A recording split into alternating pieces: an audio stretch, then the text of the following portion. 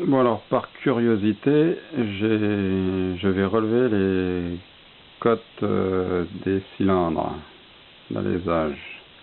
Donc je vais le faire, je vais prendre 6 mesures en fait par cylindre. Donc une en haut, une au milieu et une dans le bas. Donc dans cet axe-là et après à 90 degrés, comme ça. Donc je vais pouvoir constater s'il y a des usures ou des déformations. Donc on va commencer donc je mesure avec ce qu'on appelle un subito. Donc en bas il y a des touches là, il y a deux touches, plus une touche là.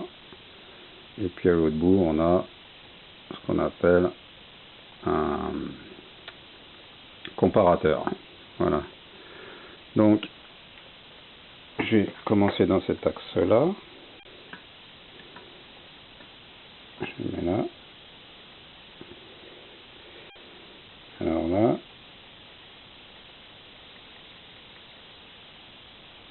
j'ai à peu près 9 centièmes. Je vais dans le milieu. J'ai, on va dire, 6 centièmes. Et je vais dans le bas. Pas tout à fait tout en bas. Je reste dans la course du piston. Hein. Dans le bas, j'ai aussi 6 centièmes. Si je vais plus loin, hors course du piston, c'est-à-dire l'alésage qui n'a pas été touché, en fait, normalement, le piston ne va pas, donc on a 6 centièmes. Donc en bas de la course, je répète, 6 centièmes. Donc là, a priori, il n'y aurait pas d'usure particulière. Là, dans le milieu, on a 6 centièmes aussi. Et dans le haut,